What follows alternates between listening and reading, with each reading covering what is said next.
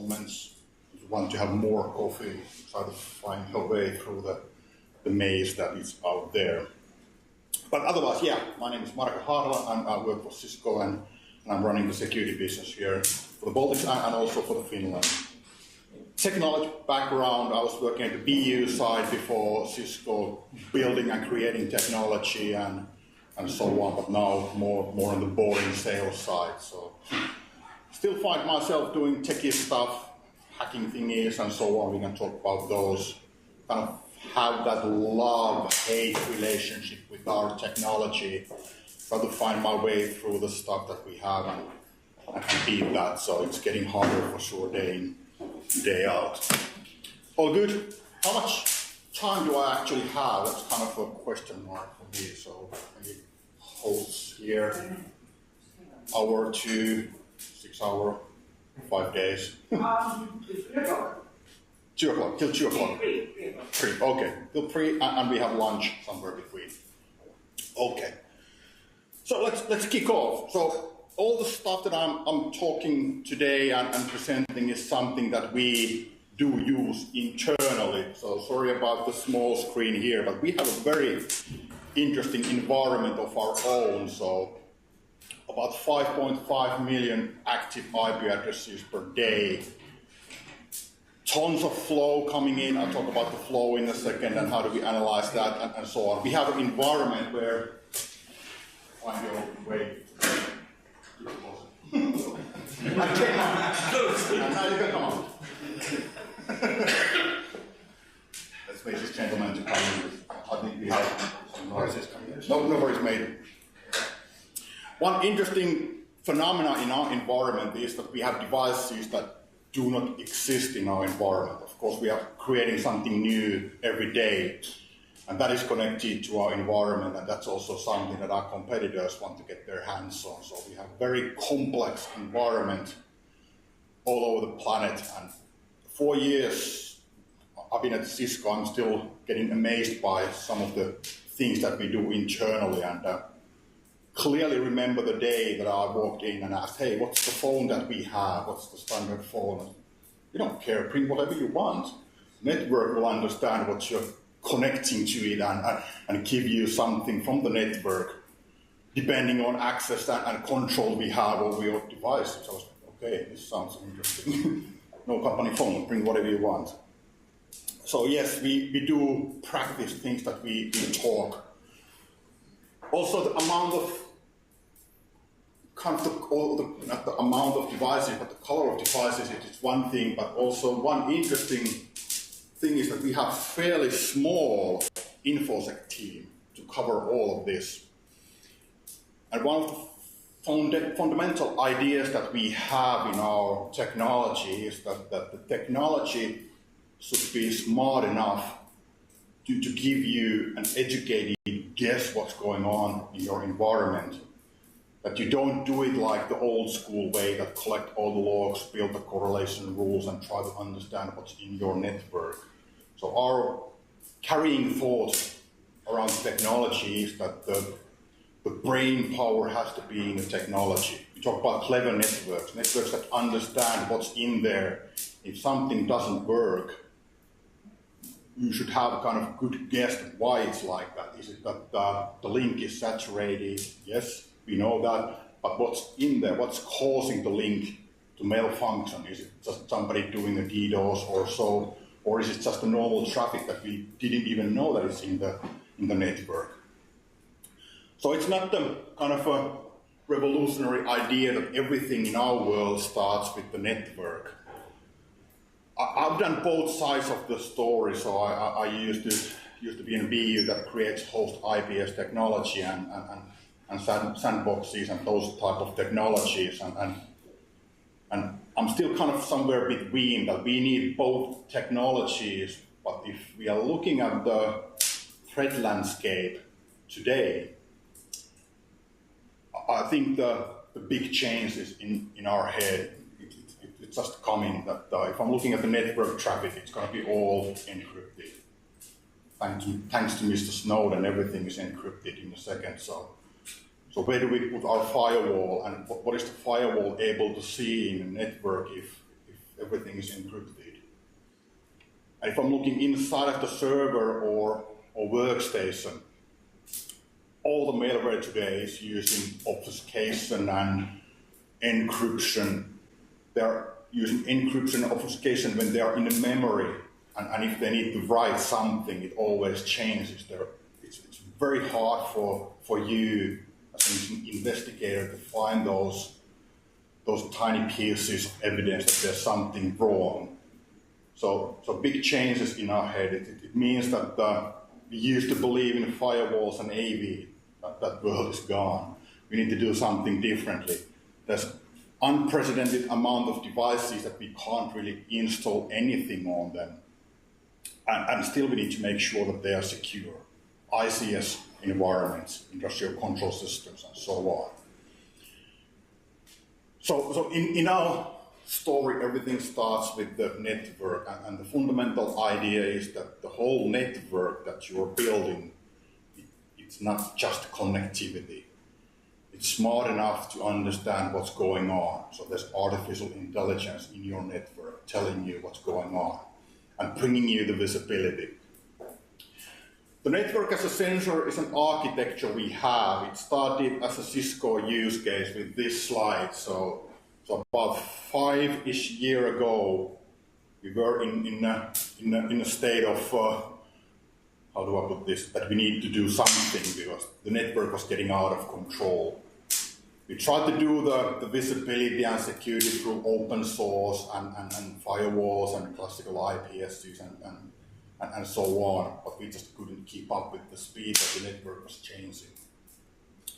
So we found a company called Landcope, and they had a product called StealthWatch, and we tried that technology internally. And now, today, rolling 4 years ahead, we bought the company, and that technology is part of everything that we basically do with the network today. That's the artificial intelligence we have. And the way we do the network as a sensor, the whole idea is that there's tons of technologies in your environment that can give us telemetric information, metadata as I call it. In our world, the metadata is called NetFlow. But it's been out there from year 96, so everybody has a flow. HP, Juniper, they all have HFlow, whatever flow, it's there. And if you buy a prosumer network at that storage from whatever store, it probably has a flow in it. But there's a lot of information out there in network devices, routers, switches, firewalls, proxies, you name it, that can tell us a lot. So the big heureka that happened with the StealthWatch was that let's collect that information and analyze it automatically. It's kind of going underneath the network. So many people ask me questions that, is this a SOC product or is it a SIM or CM or log collection system? It is not. But it's basically giving you similar outcome with less effort, meaning that you don't need to know what are the good things and what are the bad things. Just let the artificial intelligence go through the metadata you have. So that's one of the big changes that has happened, and I personally think that it's the only thing that's going to save us in the future, because everything is going to be encrypted. We can't see shit from the network traffic. It's going to be encrypted twice or 3 times, starting from layer 2, the MACsec, then put an IPsec on top of that, an application protocol itself is going to be encrypted, so 3 times encrypted. So there's no way for us to look inside of the tunnels, or layered tunnels as I call them. So we need to do things differently. So network as a sensor, as I said, is an architecture. There's a couple of components in it. Of course, network gear that can give us telemetric information, the flow, or metadata, whatever you want to call it. Metadata is probably closer to the right terminology here, because eventually this is a big data platform that you'll get. Then there's product StealthWatch. There's a couple of components there. I'll walk you through the components in a second. And the third component that is optional, but in most cases it is part of the architecture, is a product called ICE, Identity Services Engine. That is the network access control product we have, and once again, interesting enough, it has found tons of new use cases that have nothing to do with network access control. So the way our customers buy identity services engine today mainly is something else than network access control. It's kind of identities, orchestration. I want to know what's in my network from the device point of view. I want to profile things and use that information somewhere else. And the somewhere else in this case, obviously, it's the stealth watch. So in a flow world, everything is by IP address. That's the nature of flow. And if you're wondering what the flow is, it's everything else except the traffic. The main purpose of the flow was to find issues of your network. So of course, everything there is by IP.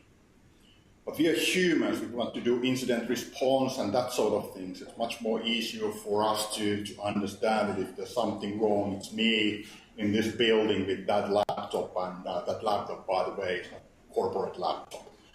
So that's the use case of combining the network flow and telemetric information and the network access control technology today.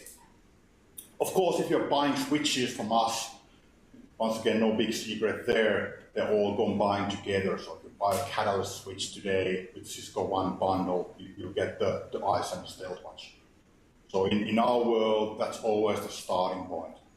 So I keep telling the story to our partners and customers that don't sell stupid connectivity switches. That's not what the customer wants. They want intelligence there. They want to be able to see what's going on. If there's something wrong in your environment, when does it start, from where, who came in with what, and so on. So the outcome of the network as a sensor architecture, first of all, it's a Cisco use case, and it will turn the whole environment as an incident response environment. I can show you pictures, we can do demos around that if you're interested. But that's always the starting point. So we are always starting from the hardest use case that there is. Do you actually know what is happening in your environment? Do you have dark corners and so on? I usually tell an example here that I'm using Stealth Watch and ICE back home, and I ended up in this weird path a couple of years ago when my daughter was 4 years old. She decided that the place of the screwdriver, the place for that was in the middle of television. That bastard destroyed my tiny television. That led to a couple of things, so talking nicely about my daughter, she's 5 now. That led to a couple of things here. And one of them was that obviously I'm not buying a high-end telly before she moves out. Because it's going to get destroyed anyway in the long run. And the second thing was that go and buy the cheapest television you find, and City Market is the place that is selling grocery store, all that stuff. And I went there and bought a television. I'm telling the brand, but it's Sony. First thing that television will ask you is where's your wireless? I don't want to connect my television to the wireless, but I have to, because otherwise I can't get it installed. It has to be in a network. Then you install applications and that sort of things. And the last thing that it will ask was, do you want to get the channels right? And it doesn't really tune the channels. It will fetch the list from Japan. So weird. Anyway, every night when the television is turned off, it will call home. There's a traffic between my television and Japan and weird domains. So why? I don't know. But I can't really stop that, because if I stop that, it doesn't work. I don't have the menu guide, and updates don't work. So I have to allow that to connect to home and weird domains and do weird shit in my environment. So how do I protect that? I can't really install anything to the box, because the operating system is what it is. So that's why I ended up using network as a sensor at home. So my network has learned how the television will work, all the worst thing that it will do. If there's a change, it starts to scan my network, starts to deploy something, starts to move somewhere, do weird stuff, then I'll get an alert. But I'm allowing it to live freely, connecting to the outside world, because that's the way it has to be. Firewalls don't see anything, it's encrypted application traffic.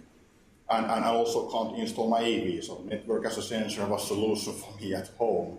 Thanks to God, I work at Cisco, I have the tools to do that securely. So that's one of the use cases. Network as a sensor, it will help you to get the visibility in your network, what's going on there, but also putting security countermeasures in the places where you can't really put them. One of the aspects is this: you can segment your network without touching the network. This is probably one of the coolest things for me as a security guy and forensic guy. If I have a kind of understanding what my DMC, for example, is doing, I can segment that, lock that down without touching the network. And now I have a real-time view, is the network doing what it's supposed to be doing. I'm talking a lot today about the PCI DSS, that's the standard for the banks to secure the credit card information, just to piss off guys that are jumping and bouncing around for the GDPR. Are you guys kind of in the GDPR discussion? Does it affect you? Is that something that we've been doing years in the different forms, ISO standards and so on?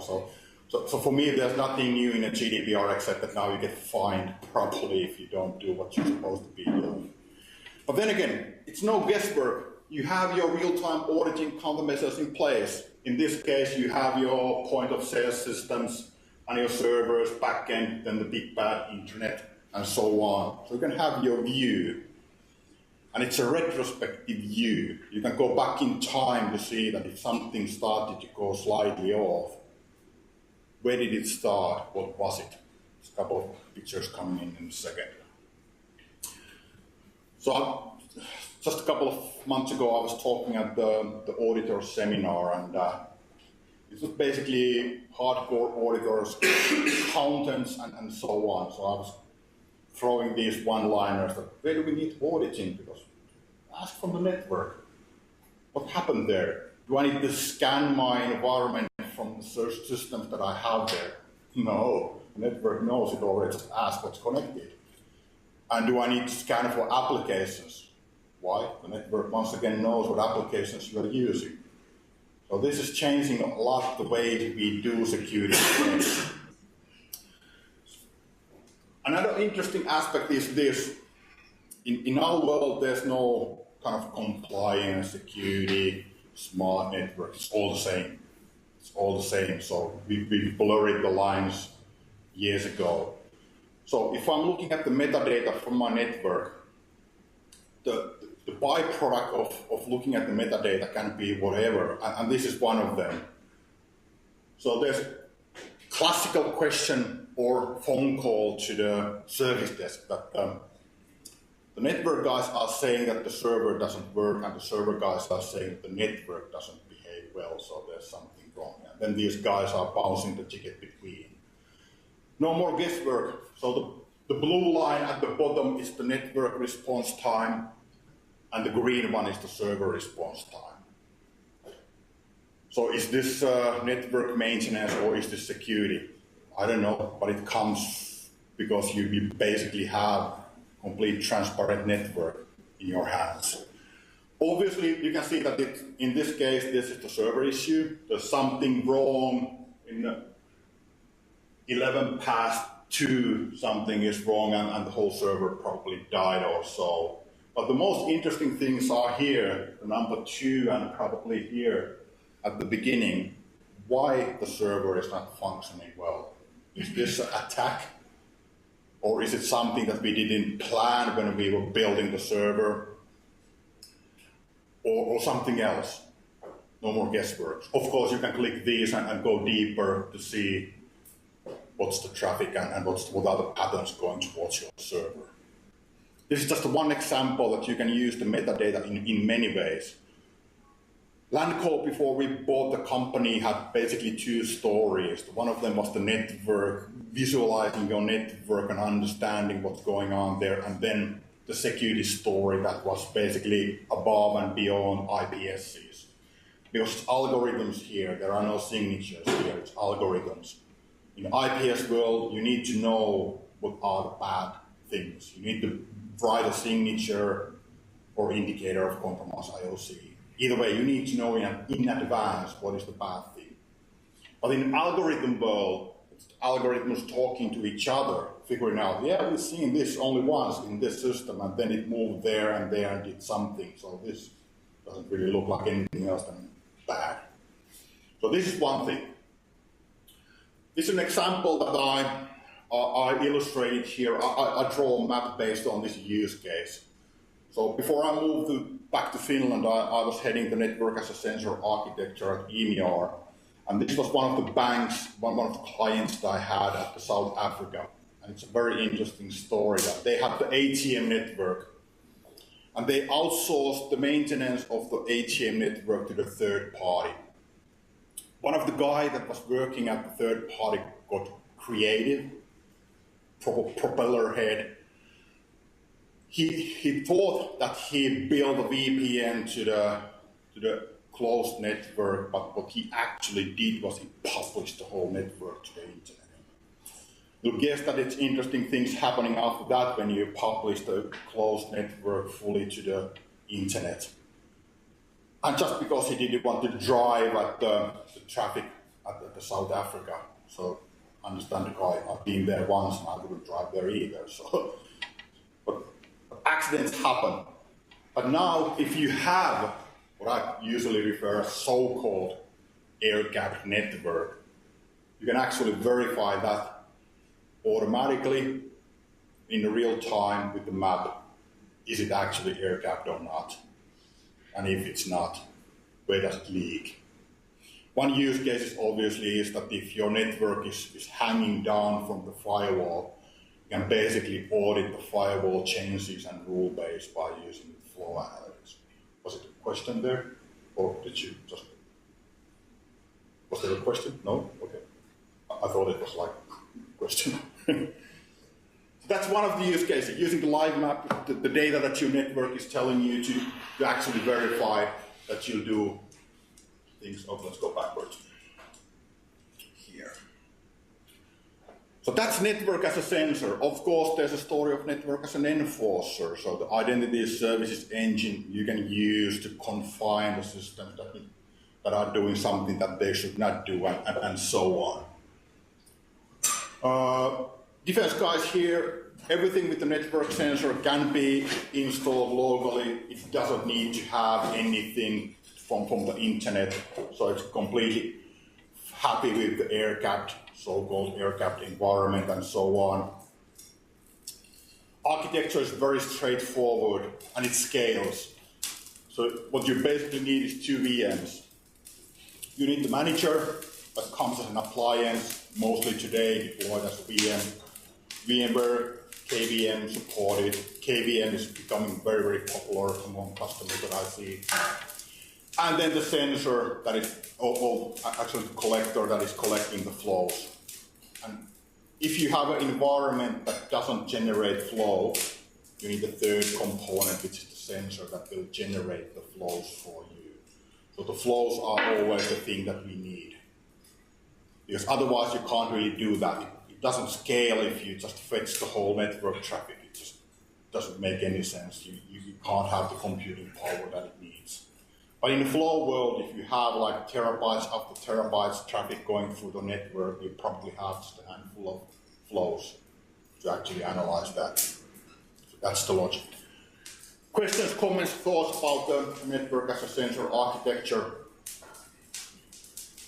You guys seen this before, and you've seen demos. So try to stay awake, man.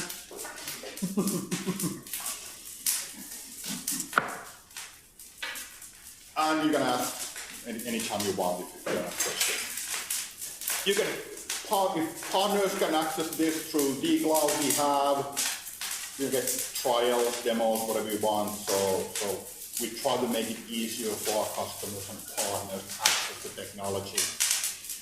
One thing that is interesting that I see a couple of use cases in in the commercial space is that the StealthWatch cloud is coming strong, which means that the analytic engine is at the cloud, and you pipe the flows to be analyzed at the cloud. Obviously, it doesn't fit in all the places, especially in the commercial space and small and medium.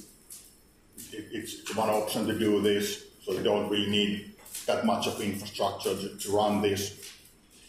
Another interesting aspect with the StealthWatch cloud is that we can actually take the AVS and a couple of others in. So if you have a cloud infrastructure in place, we can do exactly the same things for that infrastructure than it would be your own.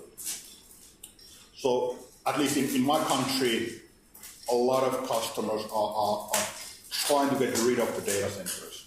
They just don't want to have the hardware and all the pain that comes with the data center. Dump everything from the AVS or any other cloud service. So that obviously brings another question. If I'm outsourcing my data center, how do I actually bring the visibility and advanced security on top of that? So StealthWatch can be deployed as a hybrid or cloud, in-house, hybrid, whatever. It can be both. So that's another thing. Okay, all good with network as a sensor, makes sense. If not, throw me with something that is soft and I'll explain it more clearly. By the way, what you guys did you actually get? What's that? I don't know, the speaker. That's not soft. We can try. Bottle with the speaker is more bass, it's bubbling. Cool. Okay, so the story continues. Well, take care of the hardest use case. What is in my network and let the network analyze it. Then it comes to Umbrella and OpenDNS. So Umbrella is the product name for commercial version of OpenDNS. So OpenDNS was the company that we bought some time ago, and it's a security on top of DNS. So the logic is clear here. So you have your network. What is the first thing that will usually go out? That's the DNS query. So why not use the DNS to do security? And the logic here is very simple. How to deploy it? Point the DNS instead of the internet root DNS server to our root DNS server. You get a couple of things. Visibility first. You get the algorithms to go through your DNS logs and intelligence. And with that intelligence, if you're going in a bad place, you won't be allowed to go in a bad place. So there's a couple of slides here, jumping ahead here. Go. Talk about that in a second. So here. So Umbrella is all about DNS and security on top of DNS. If you have read any of the InfoSec books, they all talk about that you should be doing something with the DNS logs. So now there's an intelligent way of doing that. Instead of trying to once again take the logs in and understand what is the bad thing, you let the cloud infrastructure do that for you. Obviously, there's once again two different mainstreams around use cases. Visibility is one of them. That's the big one. Sounds a bit funny again that security product is used just for visibility. But the big problem to my customer is the shadow ID. Shadow ID means that they basically agree that, yeah, let's use the Microsoft Office 365 cloud. And then you can actually see that people are using Google and whatever, Box and Dropbox and so on. So how do you see that easily in existing infrastructure? If you have clever firewall rules or something like that, you have reporting, you probably can see that. But once again, in this world, just ask what's going on. Like, give me a report that what are the cloud services that people are using in my environment. Obviously, the other thing is that the Umbrella is positioned as the first line of defense in our architecture. Once again, comes from the logic that that's the first thing that happens when you go to the internet. So DNS, so all devices can do that, my television can do that, everything can do that. So let's put the security there. it's not comprehensive for sure. We can do a lot of things, even that it's just the DNS. We can do IP only also, but that needs a little bit tuning to your network and make sure that we catch that. Or you use our AnyConnect VPN client or something like that. So in IP only traffic, we can do that also. But obviously you need to have something extra on that. But then again, do we need to do that? I don't know, it depends. Because once again, this is just a easy layer to your network stack to make sure that you have visibility who's calling home from our network and what's happening there, and take the bad stuff away. You can do cloud proxies also with Umbrella if you want to do that. So if you remember the picture that I'm showing about the architecture, there's a good question and dialogue happening now between the web proxies and OpenDNS. So do we actually need web proxies in the future? Because most of that stuff is done with Umbrella already. You can have your policies and where you want to go and allow people to go in.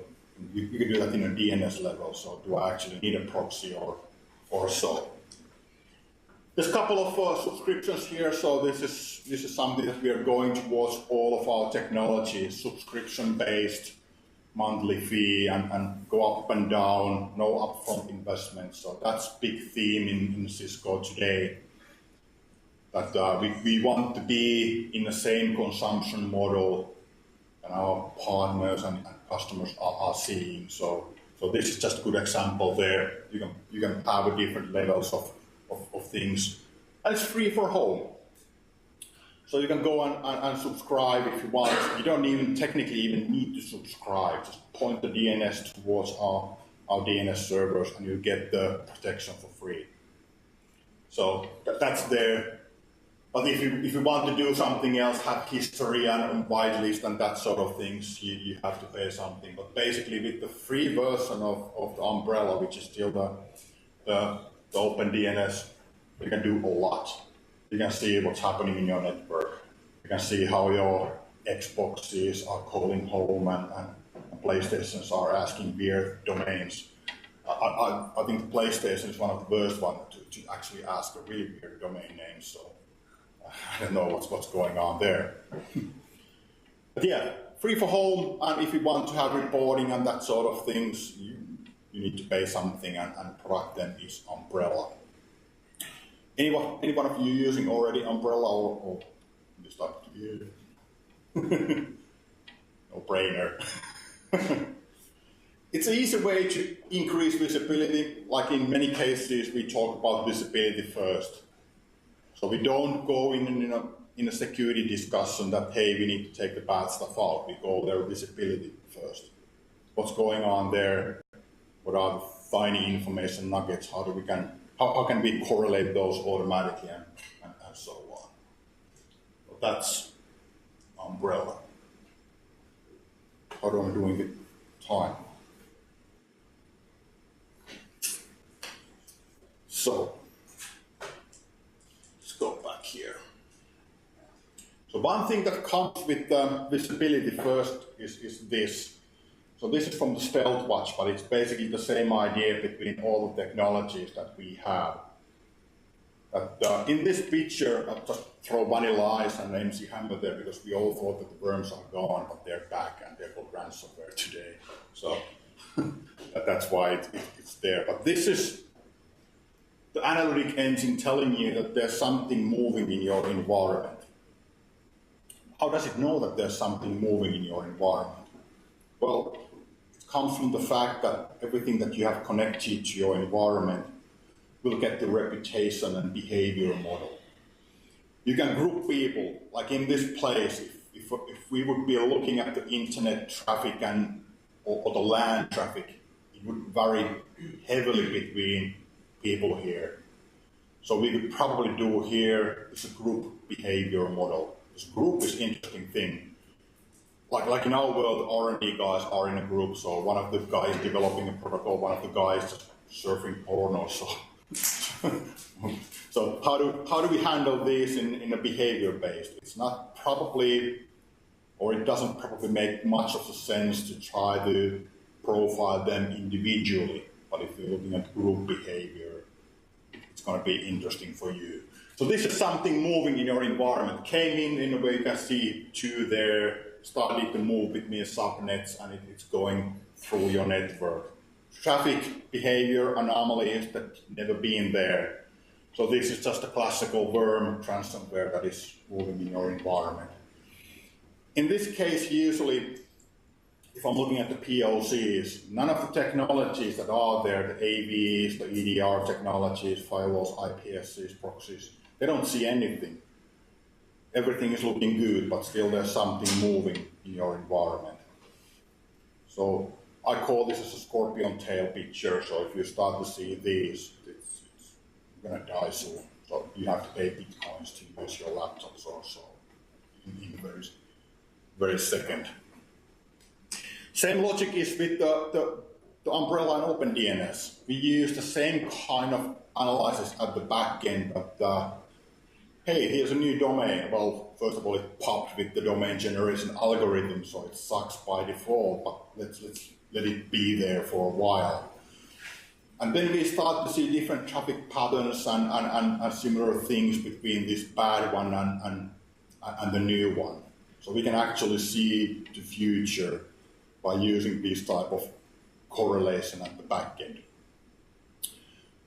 So easy of useness, that's one of the themes we have. The number one theme is visibility. The second one is obviously the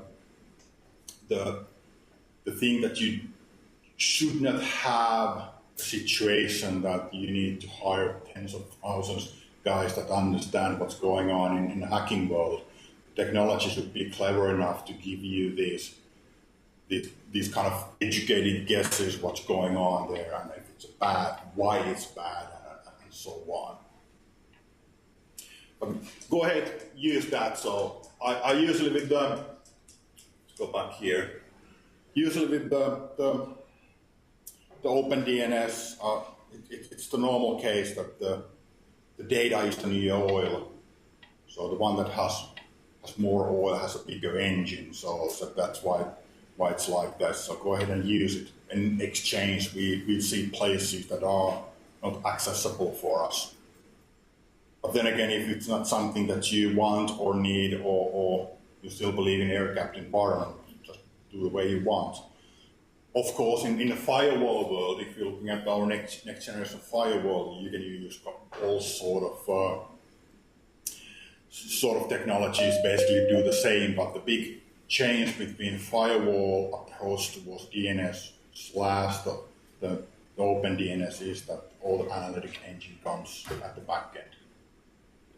So in the firewall world, it's more like blacklists, whitelists, suspicious lists, whatever, black holing, that sort of things. Questions, comments, thoughts about Umbrella, OpenDNS? All clear? The subscription is a couple of dollars list price per user per month. So that's the price really for Umbrella. Also, if you're interested about pricing, the Stealth Watch is obviously priced based on the flows that you're getting in. So the VMs are free. Only thing that you're paying is how much you get to flow in. And roughly the way to calculate it is that it's about 2 times the users or machines you have in your environment. And with one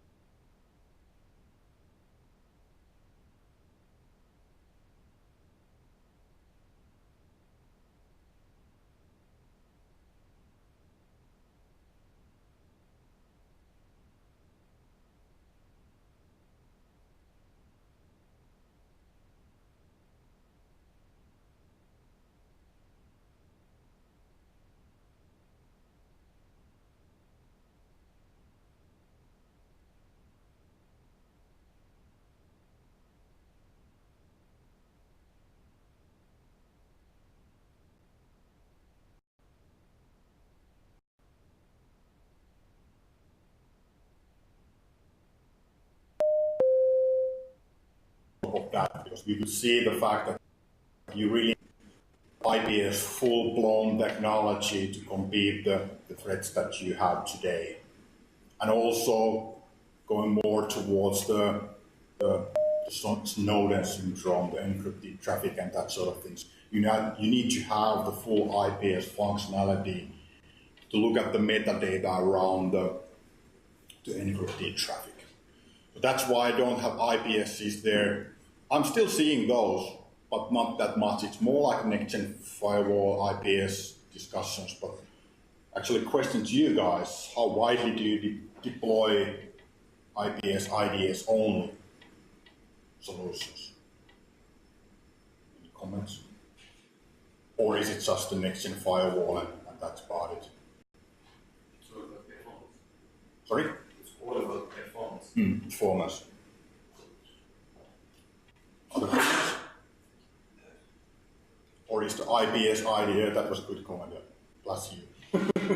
So any other comments around that? Is the IPS IDS only like a dying breed, or is it still like that you have your data center IPSs and you have your internet gateway something? I don't know. Just curious, because what I'm seeing a lot is that the IPS only discussion is slightly fading away. No more data center IPSs, it's the firewall that is doing the whole thing, and inside of the data center is obviously handled with the stealth watch and so on. But who knows?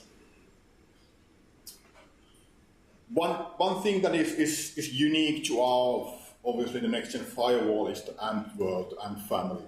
AMP comes from the advanced malware detection. And it starts from the sandboxes. So the company we acquired back in the days was ThreatGrid. So that's the sandbox. So you can have the sandbox from the cloud, in-house fully, or something between. Usually it's something between, because by having it connected to our cloud, you of course see all the stuff that other people are analyzing, and what's the verdict, and rapid deployment of different IOCs and that sort of things. So ThreatGrid is the sandbox we have. You can have it in-house. I don't know what's the right, or is there any right? So as I said, I'm seeing hybrid deployments a lot. And it moves towards the next-gen firewall in a way that the feature that we use mainly to sell the firewall and IPS is the retrospective view towards the world. So in our world, we don't declare anything good. So it's continuously analyzed. And if we see something coming to the environment and it looks good, we poke it around the sandbox and it looks good, we still keep it as kind of a suspect, if you can say so. It's gray in our world. Why we do that? Because obviously, in the most cases, people know how to invade sandbox, regardless how good they are. My favorite one back in the days, in pen testing days, was to start your rootkit or whatever you were deploying with one liner, one loop, that it takes about 6 hours to actually activate the malware or backdoor. None of the sandboxes are analyzing the samples in 6 hours. It's like half an hour max. And even if you go and poke it around manually, you can't get it done anything. So in our world, we don't trust anything. So it's a before, during, and after story that you prevent what you can, but at the same time, you prepare to handle the threats if they slip in. So the AMP is the way of doing that, and AMP also goes towards the network AMP. So it's the one unified image we have. You can install it to network sensor, if you used to call it like that, or endpoint. So there's endpoint agent also. But there's more in AMP family. It's a feature. So if you look at the umbrella and the cloud proxy, that is using AMP also. Email is using AMP. Same logic. something came in, it looked good, and so on. You have to pass it through. So you probably want to track what it's doing there and where did it actually go and move. So a couple of pictures here about the AMP here. So this is what we are selling you. That's the time machine. So you can go back in time. Honestly, that's the feature that people are buying our product compared to PAN or Fortinet. They don't have time machine. We have time machine in the network, we have time machine inside of the network, meaning that all the traffic, the files that went through the network. And once again, it's the metadata. So, sorry about the small screen here. Thought that in the old days, clearly because we are in the old school place here, that everything was bigger. Now it's smaller, so we have small screens here. Sorry about that. But this is, and I'm sharing the slides, and you can play around with the technology by your own for sure. What you see here is the retrospective view towards your environment. The left-hand side picture is the network. The right-hand side is inside of your workstation or server, what is happening there. Once again, visibility first. So you can see that if you have very, very good eyes, it's 10:57 here, something came into your environment. It was analyzed through whatever AV engine sandboxes you want. It was analyzed and it was okay. So what we do after that, we pass it through, we keep the metadata, keep analyzing the samples and so on. So a couple of hours after that, something turned red. It could be it was your internal investigator take a closer look at the file, poking it around, or it just landed in the right place. Once again, my favorite thing around the backdoors to how to get them activated in the right place was to track how people open up the Facebook. Look at the Facebook first page, and then you know that you're in the right country. And if you need to know that are you in admin station, don't do anything invasive. Just wait for the command prompt popping up with administrator text on it. Then you know that you're in admin workstation. So very passive profiling that is very low on radar. So something like that happened there. And once again, no more guesswork. So you can obviously take actions, block that, but most of all, you can see the victims that are associated with this incident. Go back in time, fetch the file to be closer look, what it was, what it did, where did it go, and send the stuff. So you can always take a closer look of the file and go through the actions that it's taking. And same thing here, inside of the system. So what was the root cause? In this case, Acrobat Reader was creating a file. What did it create? What did it do? So we have the same view towards the processes. Of course, these are SOC tools. So the AMP as a positioning means that you have your AV that is probably doing the heavy lifting there, taking away the stuff that is easy to pick away. But then if something goes through your defenses, AMP kicks in. And if it goes through AMP, which is quite possible that it will go through if it's properly written malware, at least you have evidence to go back in time to see that how did it actually evade your defenses. So these are the piano strings here that are normally done manually in a SOC world. So if you're a SOC analyst, by the way, any of you are SOC incident response guys. So usually this timeline is constructed manually. Or you take it from the Symposium. Comments? No? But now you have it automatically there. So we have customers using AMP, just deploy it there and leave it there. If the environment stops, they go and look why. And then we have customers that are buying something from the SOC, and the SOC guys are using AMP to do threat hunting and that sort of thing. So there's a wide variety of use cases how you can use these technologies. But one common theme here is that which is the unique thing for us. We take everything visibility first and also retrospective view. So Of course, now the question is that you probably have your Stealth Watch, you have your AMP, and then you have your OpenDNS. How do we put all this together? So they are already connected at the back end. So our sandbox is talking to the OpenDNS and the other way around. So technologies are integrated at the back end. What's missing is the front end. So how do we do this internally? If we're looking at our Cisco environment, how do we put this together? So we use Splunk. Splunk is the window towards the technologies, which means that there's a case coming from the Stealth Watch that this guy has done something that really needs to be investigated. That comes to the Splunk. Splunk is the window to fetch the DNS history, the file history, process stuff, and so on in the one view. So obviously we have the APIs to do this. So how do we tell the story to the customers? Use whatever you have, OpenSOC or whatever tools you have open source, just use those. I have the OSIM at my house, so I'm using that as a window. But then again, I usually find myself not using that, but it's just still there because it's kind of cool to have your own SIM or CM. But then again, I find myself looking at the messages from Stealth Watch and AMP directly and let them do their job.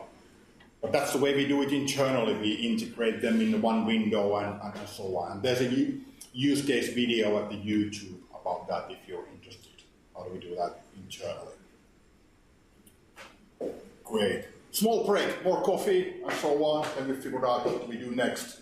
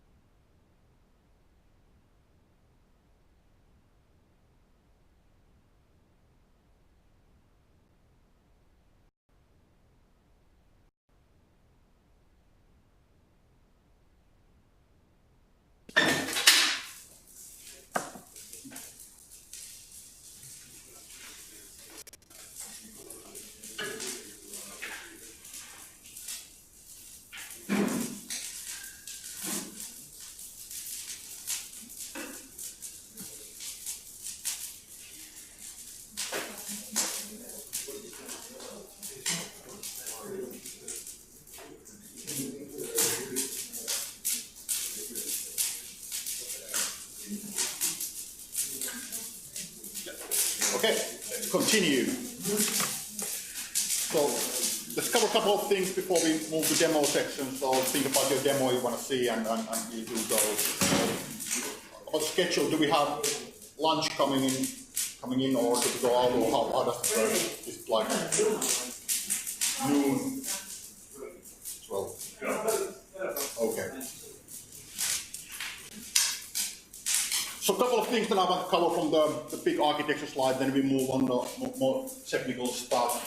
Of course, one thing that has been there for ages has now kind of living its new coming, and that's the security packet analyzer. So especially when we go in ICS networks, the packet analyzer has been the way of doing things. So obviously StealthWatch can do a lot of things, but then again in some cases you really want to see what's in the traffic itself. So there's a couple of options for you, and once again the Cisco use case around this is that we analyze the network based on flow, but you can also do the forensic work based on the packets if you want to do that. So the StealthWatch is talking to the security packet analyzer that is basically a network recorder that you put somewhere, core or so. And there's a virtual version also available for you if you want to put that inside of your data center. So that is just recording the packet flow.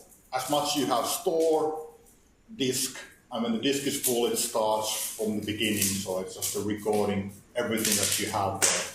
And the intelligence comes from the StealthWatch that is analyzing the metadata. But you can connect those two together. That's one of the interesting use cases we have. So have the full benefit of flow analysis, fast to analyze, store it for years, but then combine it with the old school way of doing things, which is the packet capture and so on. So that's something that is coming. Doesn't have a use case in the near future. As said, everything is encrypted. I don't know, some places there aren't, and the packet analyzer has been de facto way of doing things in ICS world. At least that's the place where I'm seeing a lot of those. CloudLock, just to mention that, that's our CASP, Cloud Access Security Broker. So the story goes like this, that if you have an internet, you need the umbrella. If you use something from the internet, you need the CloudLock. So obviously CloudLock comes in handy if you have your Office 365, Google Box, Dropbox, and so on. So how do you bring control on top of those cloud services? Some people raise their hand around the GDPR. So the CloudLock is the product that we have that is closest to the GDPR discussion. Why? It's all about visibility control, data loss prevention at the cloud services. So don't know how it goes in Estonia, but in Finland, Microsoft has been massively aggressive with the cloud, so they push that everywhere. So all the big cities and schools are using 365, and everything is now on cloud. And then they need to be compliant with the GDPR, and they don't even know what's on the cloud. So obviously the CloudLock is the tool to bring visibility to your cloud or clouds. So the strong benefit of CloudLock is that it's not about one cloud. So usually, like in the Cisco world, we have different clouds, Salesforce, then we have the box, and so on. So how do we put one unified security policy on top of these cloud services? Well, CloudLock is the tool to do that. We can look at that also in the demo if you're interested to see that, but worth of mentioning because GDPR is one big driver that I'm seeing. The last thing that I want to mention here is something that is new, and it's the forensic world. It's emergency and proactive threat hunt, so incident response services. It's something that we've done for years, but it wasn't really formalized, something that we could actually sell in the mainstream. We were usually called into obviously after the Ukraine event, we were called in to do the forensic for the network, what's going on there. Banks, Deutsche Bank and those type of places requested us to do a forensic work, and we did. And that's something that our SOC guys and security guys are doing day in, day out, and Talos guys. It was requested from our partners that we want to build a SOC without a SOC. How can you guys help us? And building a SOC without a SOC means that obviously if you are aiming towards forensic work and incident response work, you need to hire a lot of people to do 24/7 and that sort of rotation. So it's a costly operation. So is there a way to do this more sufficient way? Because you guys are doing it anyway, day in, day out. And you guys are also building SOCs. So how could Cisco help in this case? So we've formalized a couple of services around this that our partners can use to build things that they don't want to invest in a head account. Let's put it this way. One of them is threat hunt, which means that, oh shit, I'm screwed. Somebody help me. And we'll do the investigation work for you, either directly or through partner. Most cases through partner. So this is part of partner's portfolio and offering. And we use the tools and technologies that I've been discussing today. Obviously, gain visibility to network, AMP is there, threat grid is there. If it's our internet connected network, umbrella is there. So we can do the ad hoc incident response for you. Another interesting thing is that you can buy insurance from us. You buy an insurance that if something goes wrong or you think that there's something wrong, just pick up the phone and we do the autopsy for your environment automatically. So these two are the new services, or newish, that we formalized around the hardcore security. And just because of the fact that finding experts around forensic is pretty hard, at least in Finland, and before I worked the MER, looking at countries, you have the usual suspects there that can do the autopsy for malware or look at how things work and put things together. But not that many people can do that, so obviously the services come in handy around that. So just to keep in mind, that's available through partners, and I'll see that as the best use case. So if a partner is providing you network services, why not giving you that safety net if something goes wrong, and let's see what's out there. Another thing around this, as I already mentioned, most of these technologies are already connected at the back ends, and we are building that ecosystem every day. So we have groovy names like Fire and Ice, which means the Source, Fire and Identity Services engine. So you have your indicator of compromise there that is basically in the firewall or IPS that is triggering your network to do something. Put that guy in a quarantine, or move that guy in a segment where we actually record everything that the client is doing from the network point of view, not just the flow. So tons of options for you. One place that you can see that we are truly an American company in identity services engine, there's DEFCON states. You can move your network between DEFCON states. So I think there's something wrong. Let's move the DEFCON stage. So I'm dropping off things and that are dangerous and looking them more carefully and so on. So there's interesting use cases around that.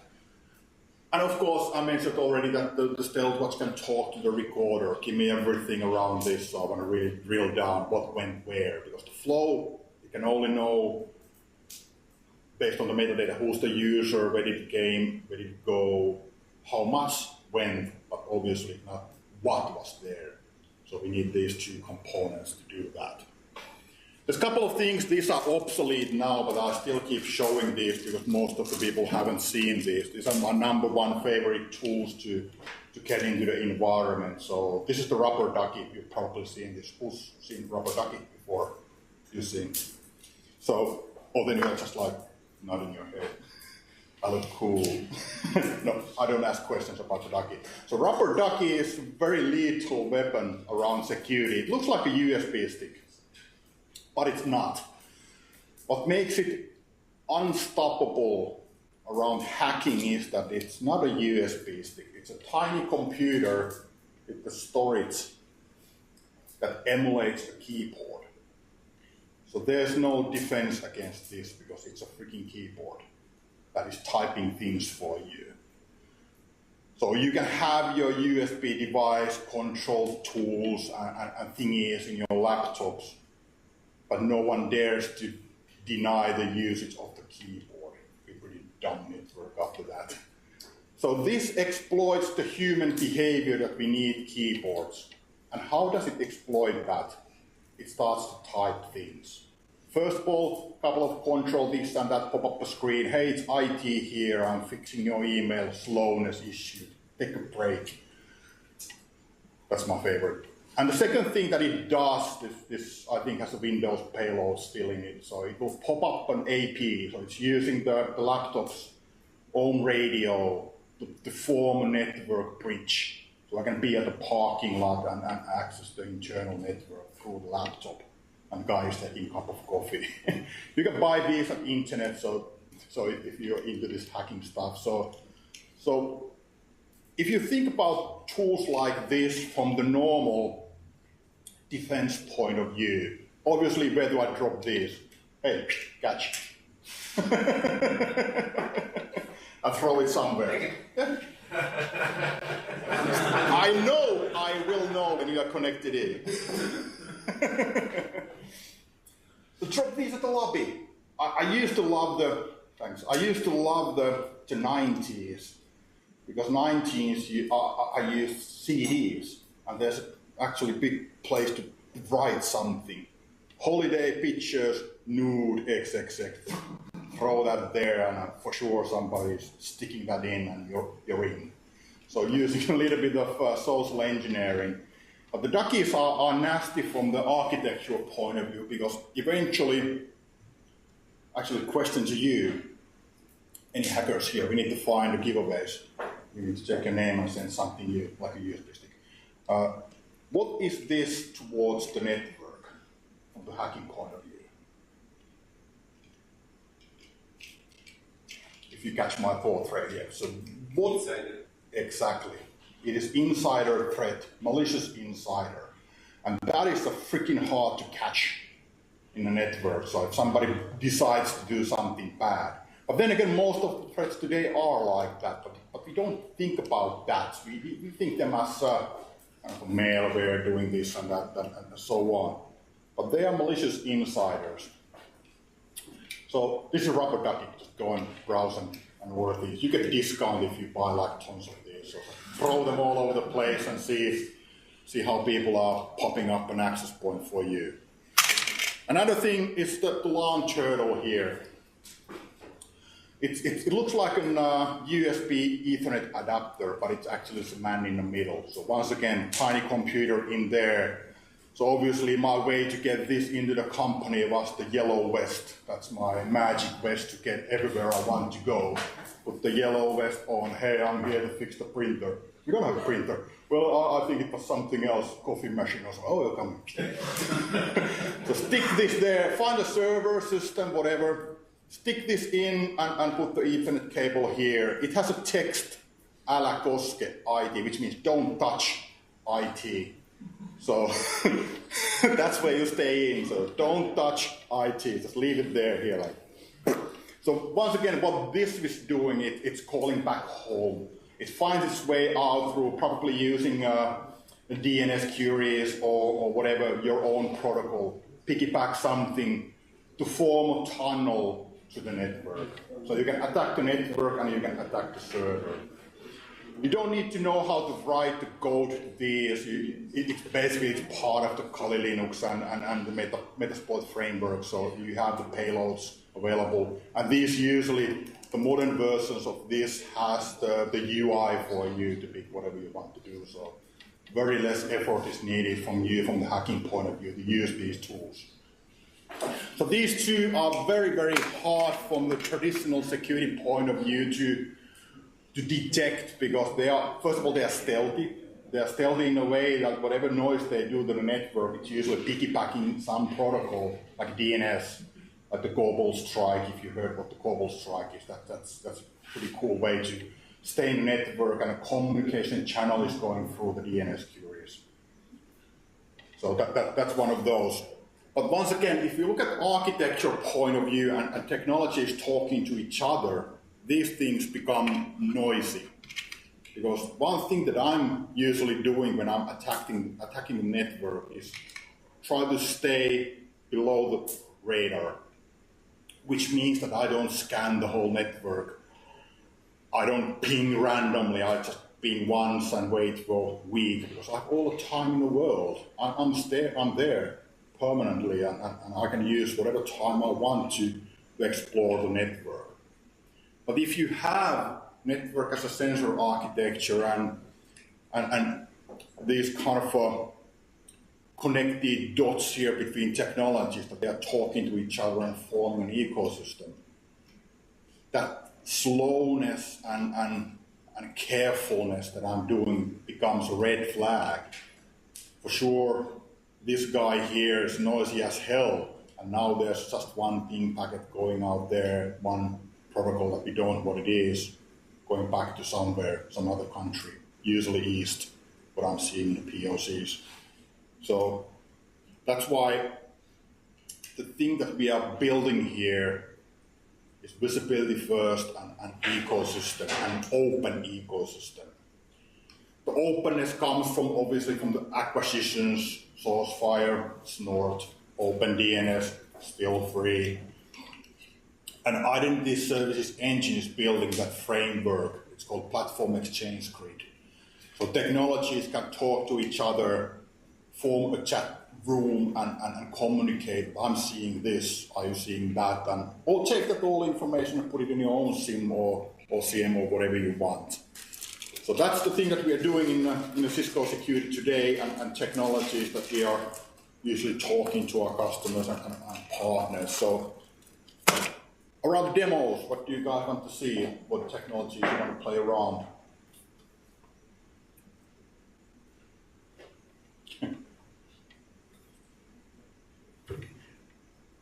Someone still awake? More coffee? Any comments? Still watching. My favorite. Come on, guys. Or you're just ready to go home without lunch.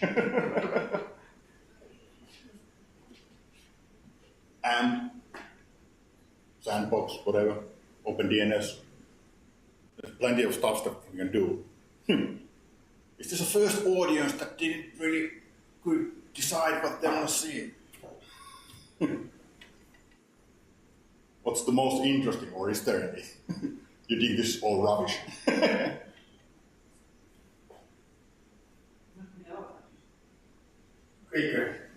Everything.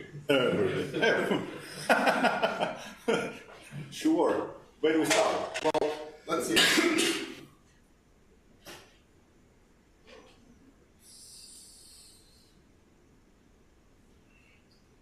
So this is StealthWatch here. So StealthWatch has two views. The web page view is what I call as incident response or SOC view. It's fully web-based. So it has the algorithms in it, or policies if you have built the policies. So I'll talk about policies in a second. And here you can actually see the thing that if you don't have the ICE connected, this is a demo environment. We have the ICE, but we are limiting it in here, so we can actually tell that if you have the ICE, you can have the identities also exposed. It makes sense when we are actually going deeper here. So this is the dashboard for you towards the network, and there's a couple of things here that are the most important ones. The concern index and target index. So this is the group of algorithms that is looking at your behavior at the network.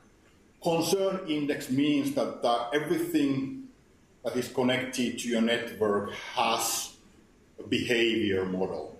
It's built dynamically, it changes, goes. You don't really need to set up some thresholds or so, and it has that for every device and eventually users. If those start to drift, people are doing things that they haven't done, algorithms are looking at these changes. It could be that it's just the fat fingers, it's a freaking winter here and I'm typing things differently and everything is just sideways by default, like the snowstorm we had yesterday and I think you guys had the day before. But the way we handle this at the back end is it's behavior and points. We give bad things or anomalies points, but we clear them daily basis basically. But we keep the reputation. This means that if I'm a hacker and I'm doing bad thing, I get attention. I'll do that again. I get more and more attention. I'll do that again. I'll get a lot of attention because we keep the reputation. The reputation is the thing that prevents us to be in a loop that eventually everything is bad in your environment. So we look at things dynamically. We have these weird things like summer holidays and winter holidays. People are off and the machines are not doing anything. So the behavior is going like this. There's nothing happening there. But still we have the reputation for the system and the guy. So these two are the ones. Policies are something that you usually don't need to do, but policies are related to the picture that I showed you about the ATM and also the PCI DSS. So let's click this one. So policies are you auditing the environment in real time. It takes ages to load the network connections. It's not that good here, but at least we have connections, which is good. Otherwise the demos would be very, very short. So in here it says policy violation. A policy violation says that I know what's in my DNS, so I'm segmenting the network without touching the network. I'm saying that in my DMZ, only this type of traffic should be there. And if there's something else, it's immediately policy violation. So it's you segmenting things and seeing. Concern index, obviously, so there's something wrong with the DNS server here. And let's see the host address here, what's going on. Hosts are building up. So you can go back in time to see that where has this system communicated and what are the flows and so on. So obviously, in this case, if you have no office or anything at the Cape Town, it's kind of alarming for you that hey, there's something happening at the Cape Town. Is that like a VPN something or whatever is going on there, and so on. So it's a flow, full flow history and full flow table at the back end. So you can go and drill down and see what was the cause of this policy violation. Same logic through all the algorithms. You saw a lot of algorithms there. So there's a reconnaissance. It's an algorithm to try to understand what different type of reconnaissance activity might look like. Ping with single packet, very slow scan type of things, fragmented traffic, and so on. All of the information is available through the flow. Exploitation, same thing. I sent in something to the SMB port, got this back. So this looks like exploitation. Anyone remember the Heartbleed? Years ago, almost like millions of years ago. So Heartbleed was interesting use case for Stealthwatch. So what happened at the Cisco was the guys were looking at, hey, there's something weird happening with the web servers and systems that we have, that there's fixed amount of query and tons of things coming back. So that was an anomaly. So Stealthwatch detected Heartbleed before it actually materialized as a Heartbleed. Obviously, we at Cisco had no idea what the Heartbleed was at that time. But that triggered an investigation of what's going on with this farm here. And eventually it turned out to be a Heartbleed, and then you just ask from Stealthwatch, where have I seen this type of traffic? So we could pinpoint the system vulnerable to heartbleed in a second and do mitigating actions. It's the thing that I love the most. Ask from the network. The network knows. But then again, you have to have a system that records the thing, and that's the stealth watch.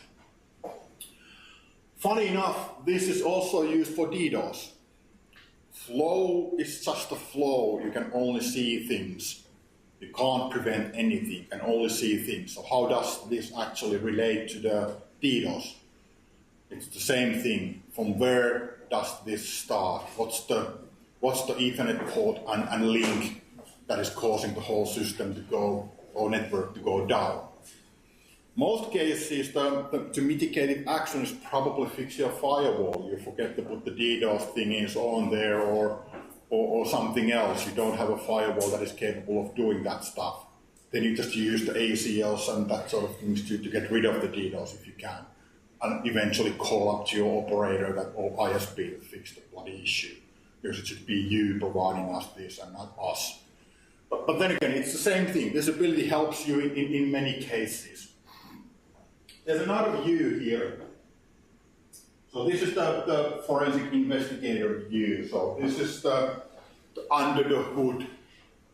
So most cases, the investigators just need to understand what's going on, this traffic, this and that. So this looks bad, let's actually investigate. But this is the place where the magic happens. So there's a couple of dashboards for you. And the logic is simple. Green is everything looks normal, at least based on your current behavior of your network. Yellow, everything is going and drifting somewhere. We don't know yet is it good or bad. And red, there's something wrong. And based on these host groups here, we can do this. So host group here means that it's the logical network you have. So when you deploy, one step backwards, so people ask that, is it actually, how long does it take to deploy a stealth watch to your network? And my answer is about a couple of hours. And if it takes more, there's something wrong in your planning. Because only thing needed, sorry? One comment. Sorry. Kui te ei näe midagi, siis meil on Facebookis otsekäi ülekanne, siis vaata ei vaadata Facebookis seda sama ekraani juurde. Wire transfer to Facebook, so you can see use Facebook to see the screen bigger. So Facebook is not official sharing media, okay? Yes. Interesting. I always learn something new. So where was it? Host group, yeah. That's the logical network. Logical network means that when you deploy the stealth watch, only thing that is actually beneficial to do is to tell that how does your network look from the logical point of view. Logical means DMZ. As you can see here are my wireless trusted networks, couple of finance systems, and so on. So these are IP-based, IP406. Choose your network, or mix and match. So you put them in the containers, and the containers are the host groups. And for the host groups, you can decide, am I doing an individual behavior or the group behavior that we discussed already. So if there's change of behavior, like in this case, it's showing that the network scanners, of course, they are doing what the network scanners should be doing. Concern index is rising, and they're scanning the network's stealth mode. So that's what is happening there. That's why they are the engineering group. So we can actually track what the scanners are doing, or my favorite thing that was try to find a system that is actually marked or whitelisted in the environment. AV servers are usually whitelisted, or any other maintenance tools, and be there. Because people don't track the behavior of those because just costly, they cause so many false positives. But here we can let the stealth watch learn the behavior and highlight the anomalies. You know, a couple of things here. Do we have anything interesting here, malware? Not that much. Reconnaissance, yeah.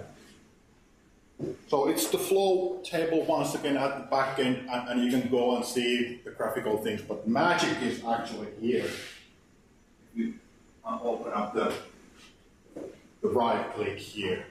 Of course, you can have your summary or view what's in there, but then again, going through the environment based on the information that you have, like, hey, there's a new threat out there using this port and this type of communication patterns. How do I find that? So just go and look. You have tons of things here available for you. Look at the things, host, time of port, different type of reports if you want to do that. Traffic is very interesting, obviously. Top applications, top protocols, total, whatever. So no more guesswork. It takes about a couple of seconds for you to see that what's going on in my air-gapped environment. Do we have things there that should not be there? So is this security, is this auditing, is this incident response? I think it's everything of those. Conversations, who's talking to what host pairs, you'll also find those round-trip times and those things from here. So that's the power of StealthWatch. It's not just analyzing things for you automatically, but if you have a kind of question mark that how does my front-end web server and a back-end SQL are actually doing. So look at the world from their point of view. Another thing here is the maps. So let's take classical things here.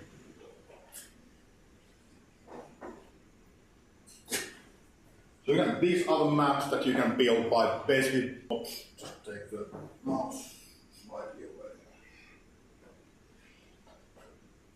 By drag and drop those host groups there or creating something of your own. There's an API at the back end, so the most common question that I got is that can we actually put this picture to the lobby screen or somewhere to see what's going on in my network? Of course you can do that, so there's API at the back end. You can do different type of things here, multiple use cases, what's my internet traffic look like. Once again, the use case here could be that am I actually having sufficient bandwidth from my operator? And if not, why? Or have your core network illustrated what's going on there. Go at the port level to see what's going on there. So multiple use cases around this. All the data is searchable. You can go through all the way down to the flow tables. You can export the flow tables if that's the case. And in the most cases, if you have the SIEM solution already, StealthWatch becomes the source of information. So it pushes down the concern index and that stuff to your SIEM. Very straightforward. And also from the deployment point of view. Questions? All good? Or follow? Any of you using StealthWatch? You guys been seeing the demo a couple of times. Do you have it in your environment already? Why? Too expensive. Well, the sales guy is actually there, so and the partner, so go on. Are you using any of the flow tools to analyze the flows nowadays? The open source stuff? No, of course, you guys are the no comments guys. I take that yes, so now I can publish to Facebook. And you can do fancy stuff here, so if you are in the kill chain discussion, you can actually model the kill chain here, so do fancy of these. If your InfoSec guys are loving the Cyber kill chain type of approach. Personally, I think it's a rubbish, but that's just me, but if you love this stuff, it's doable. Because kill chains is, do you guys know what the kill chain is? It's concept of how bad things happen, so it's actually illustrated there that you do reconnaissance, you study the target and go in and this and that. So it's kind of the kill chain comes from the fact that if you kill any of these chain links, you basically kill the attack. My argument as a personal, not Cisco's, personally, is that why the hell should I actually do any of the reconnaissance? Just throw my shit out there and see what happens.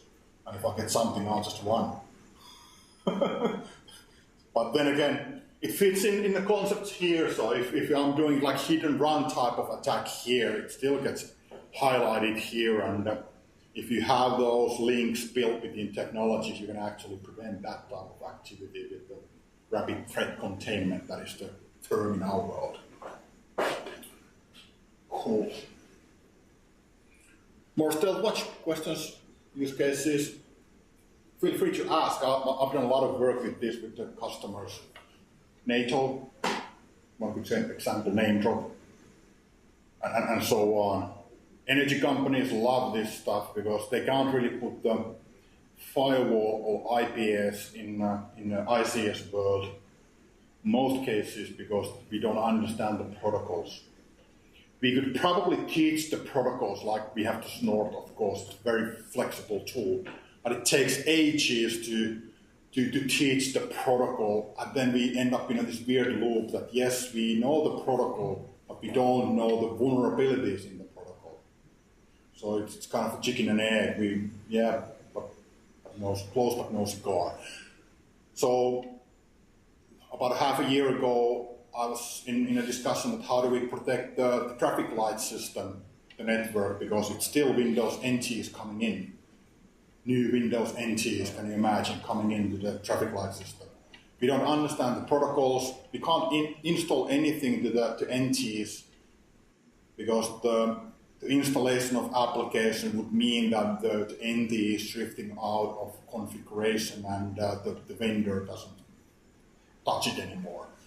So how do we do a security of closed environment that most likely is not closed anymore and loaded with Windows NTs? Well, Windows NT is the good thing is that it's such a freaking old thing that exploits don't work with it anymore. So the latest ransomware just doesn't understand anything about the NT. The services are not just there, so it's kind of like, yeah, I'm secure, I'm running 2 old systems. Wouldn't recommend that, but anyway. So Stealth Watch obviously is the way of doing that and looking at the things in a different way. So either way, if it's your modeling or take the kill chain to do that. Cool. What do we do next? Quiet audience. Oh, not just quiet. We don't comment. We don't tell. No. Front row guys. Umbrella? Yeah. No. eCloud. So partners, what are partners, by the way? Which are partner techies here? Are there any partner techies looking at the corner? No? Partner techies, you can access the eCloud that I'm using here, so all the demos, Stealth Watch including, use case demos also are here. So meaning that if you want to look at the rapid threat containment and that sort of things, you can just go and do that. So,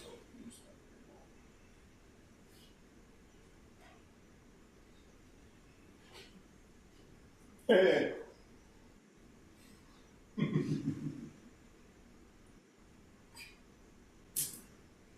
Hey, Bitcoin hacked, April Fools. Yeah, Cisco have fun. Why do we have that? So obviously, as mentioned, the umbrella is the first line of defense. So if you get yourself infected, what will happen? You get the binary in, it calls home. It looks for domain, because domains are the flexible infrastructure that the fraudsters are using. So that's something that will happen for sure at some point in time for you. And an umbrella is there to block that. So get the UI loaded there.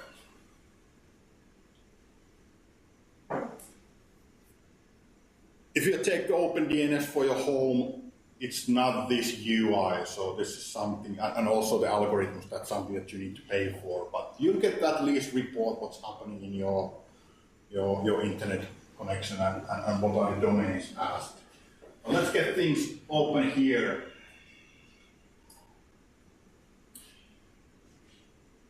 There's a handful of ways to deploy the umbrella, and I'll talk you through these and also the pros and cons, because there's always pros and cons here. First con comes from the GDPR actually. So of course the DNS system that we have here, it's global. Technically we use metadata, so it's okay from the GDPR point of view. But if you start to mix identities, we end up in this GDPR discussion. So how can we limit the global internet fundamental system to be local? We can't.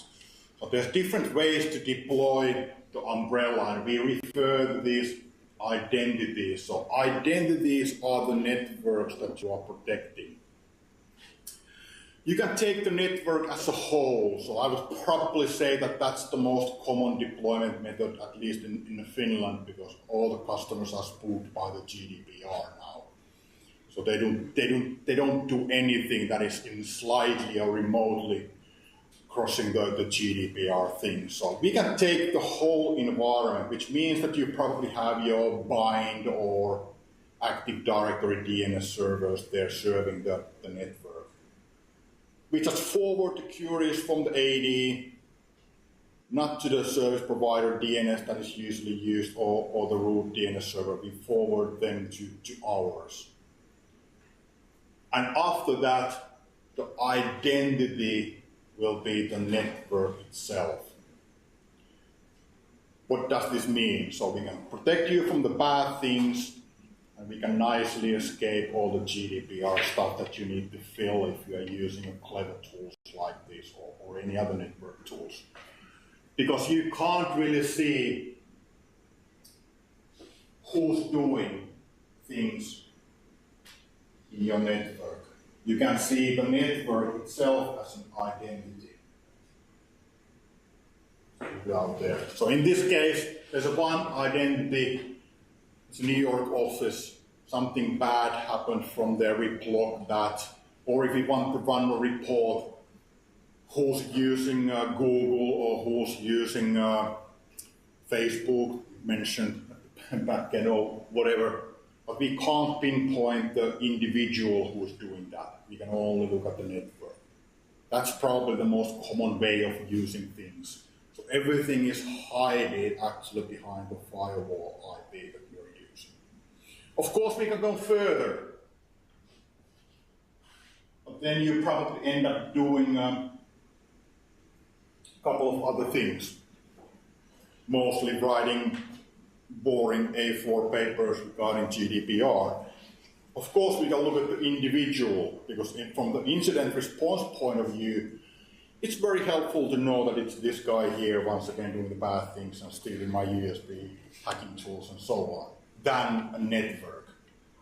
But then again, as I said before, the downside of this approach is that you have to write a couple of papers that, yes, this is what we do, and this is the process of watching the data, and so on, because the metadata that we have obviously have another set of data merged meaningfully the user. To do that, you need to install additional components, virtual machines to your environment, which means that actually we are sitting at the side of your DNS structure. Do a couple of things. So your clients are asking our VM DNS queries. If it's internal, we push that to the AD or bind. If it's towards the internet, we encrypt it, push it towards our cloud. As a byproduct of that, we obviously know what the client is, and we can fetch information about that. I don't know if the privacy isn't concern of you, it's more security. Do that anyway, so either way. Roaming computers are things that has an agent. The agent can be our VPN client, Like I'm here, I'm using the VPN client. What is happening at the back end is that there's a tiny screen that your DNS queries are going to watch the umbrella. If you have either the native client or you have the VPN client with this module, we can get our hands on the full TCP stack.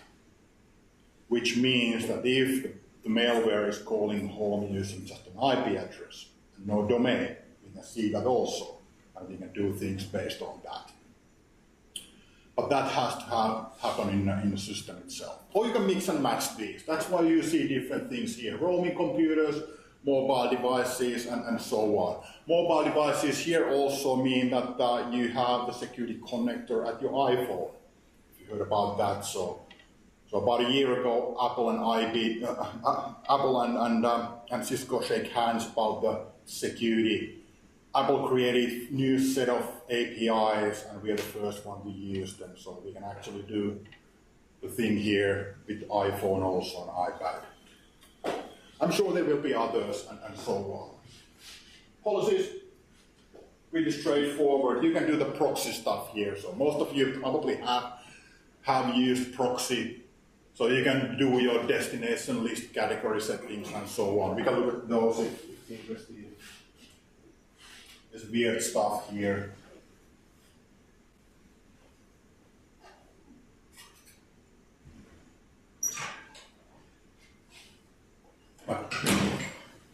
But academic fraud or so on. So this is the thing that I mentioned, that a lot of the proxy things, if you're interested about policies, are nowadays done with the DNS. Another thing around the DNS is that it's future-proof. Anybody heard about the forthcoming TLS and those changes? So no more man in the middle, no more where is it going. So DNS is still a future-proof way of doing things. So from the DNS point of view, we can still do policies and block things.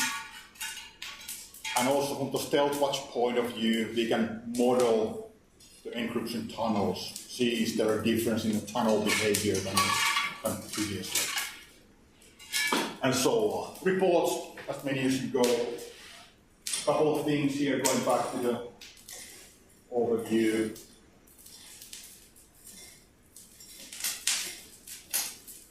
In details. So this, obviously, this subscription here means that you have a subscription where you can reroute traffic through the cloud proxy, and you will see the empty needs here.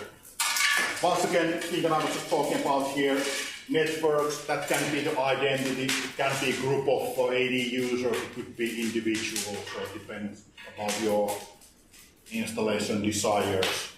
And you can actually drill down to see the sandbox verdict and so on. So this is fully integrated with threat grid at the back end. Straightforward to deploy. 30 minutes at Cisco environment. Just turn all the forwarders to open DNS and it's good to go. Do we have lunch closing in? I think we do. Questions, comments, thoughts around the umbrella? On-premise. On-premise. DNS on-premise. So the logic of this is that you can't have it in-premise because the internet is not on-premise. That's the logic. So if you don't have the network that is connected to the internet, why have technologies like this? Then probably that goes to the firewall world. So of course in the firewall world you can have those one-way listing type of things. But it goes a little bit against the whole thing here, because obviously the whole concept of umbrella is to take the massive amount of queries that we are seeing in the DNS world and automatically refine that in the shape that when the query goes out, we know the bad things that are bad at the moment. If it's a gray, we can put it in a washing machine. So it doesn't really work on conceptual level in a closed environment. But you can do similar things with all sort of black or white listing type of domain fields and so on.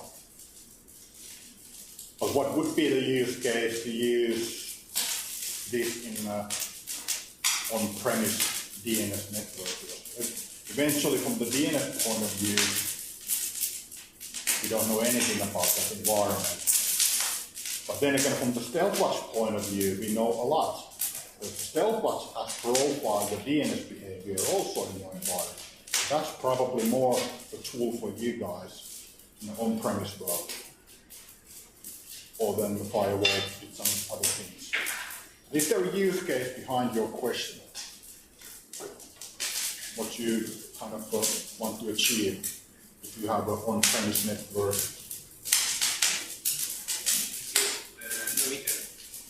Yeah. In case of no internet, what was it? So you don't have internet, but you have DNS internally. What is the thing that you're trying to achieve with this? So you can route it to your cloud. There's one thing that I know that has been done in one environment, and they did it in a way it was a closed environment.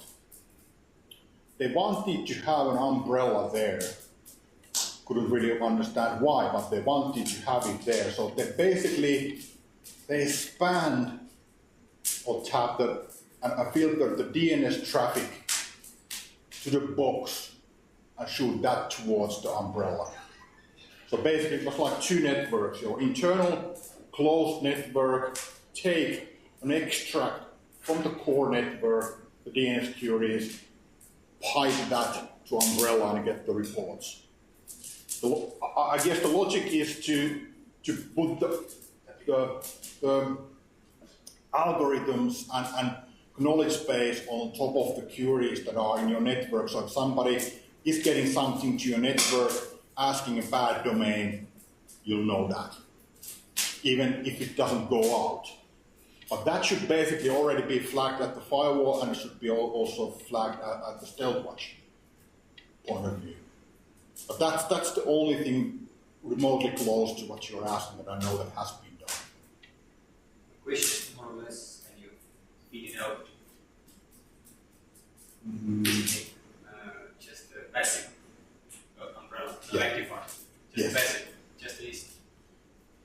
Feed it out. What do you mean feed it? Take information from the cloud or? What you have is blacklisting. Yeah. You do the adaptively increase that or change, update the list. But basically, it's a passive static list. Yeah. Yeah, exactly. Yeah. So my question is, can you feed it out? Not through umbrella, but it's Talos that is doing that, and with Talos feeds that you get to your firewall. But it's not an umbrella. But eventually, Talos is the organization that we have that is building the technology, innovations, and also the guys that are tearing down the malware. So Talos has a feed that goes directly towards the technologies that we have with email. But it's not named the umbrella, but it's the same single source. That's the way of getting it out. You guys have that already? No comments. Okay, I think it's already past 12, so lunchtime, if I understood correctly. So lunch and then something. Oh. I'm as lost as you guys, so.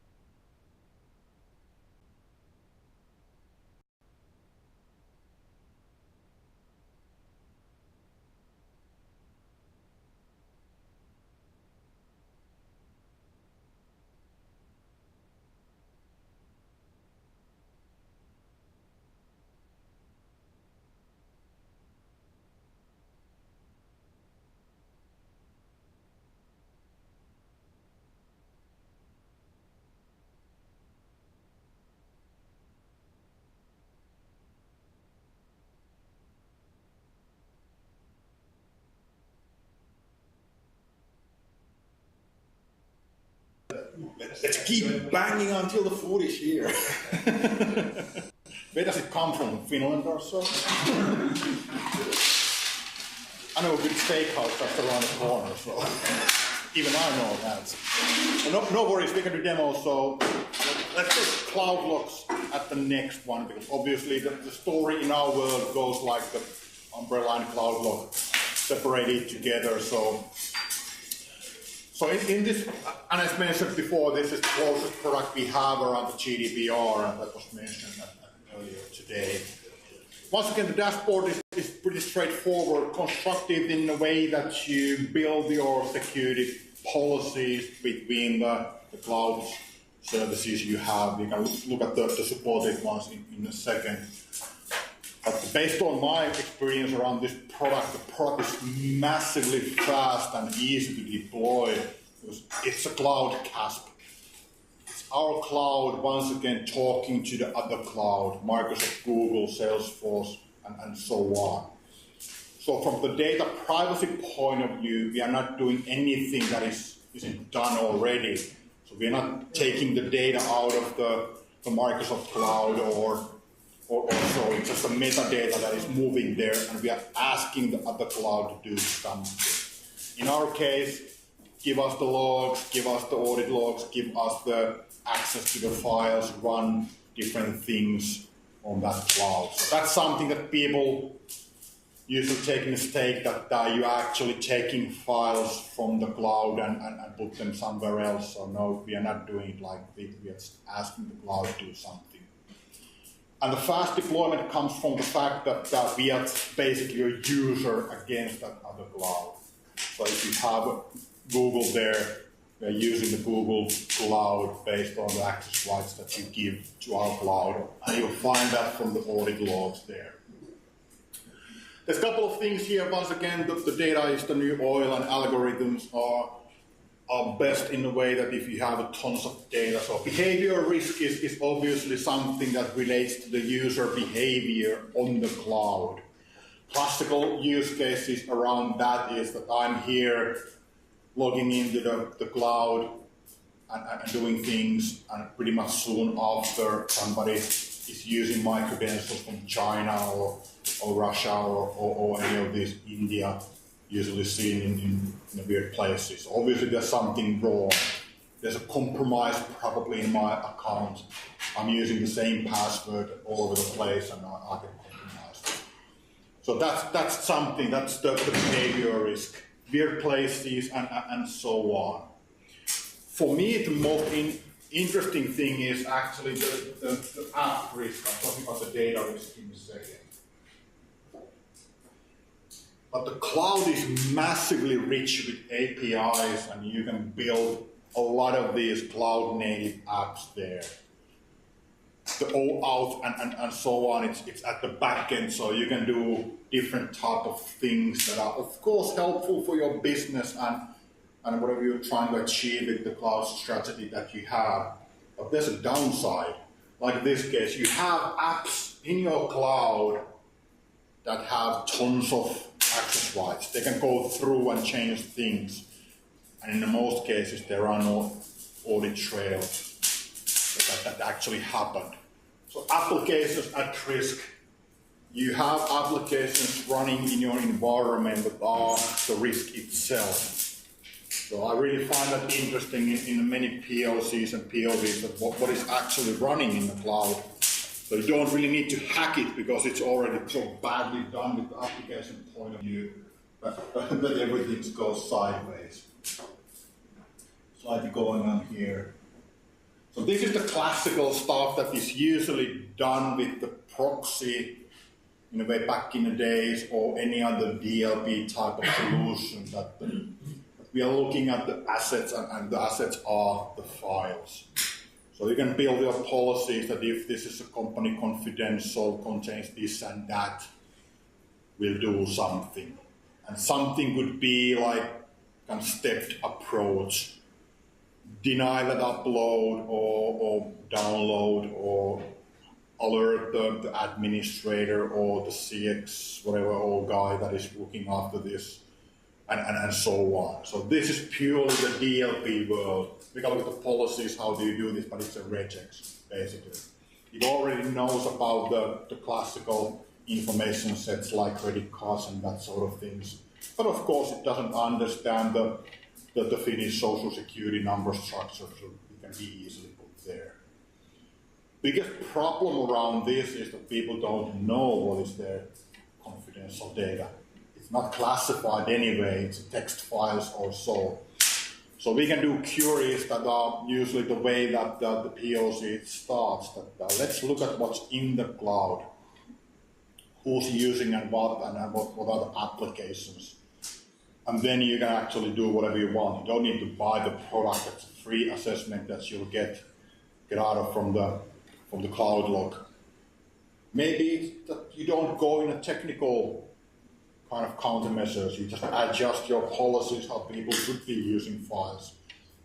Don't put text in a notepad type of file format. Put them somewhere where we have our banners and watermarks and so on. So based on my knowledge and how customers have adapted this is, yes, we badly need this because somebody sold us a cloud service that was kind of a never-ending storage and never-ending everything, and now it's loaded with something that we don't know what is in there. And depending on the service provider, there are security checks and security things that you can configure to your cloud, but you once again are missing the big picture, what's out there, who's using and what. Obviously, this has nothing to do with the in-house solutions, so this is all about cloud, so none of the components at the cloud log are accessible, available for you as an in-house solution. But then again, the logic here is very simple. I would say about half of the cases customers have an idea that how the information should be handled. And if I say should be handled means that, use this backup software and use these file shares and so on. And the rest of the customers have no idea. But if you go to the cloud, no one has an idea. It's just a cloud. And it's an endless storage space for people. There's something coming in. Everybody's like,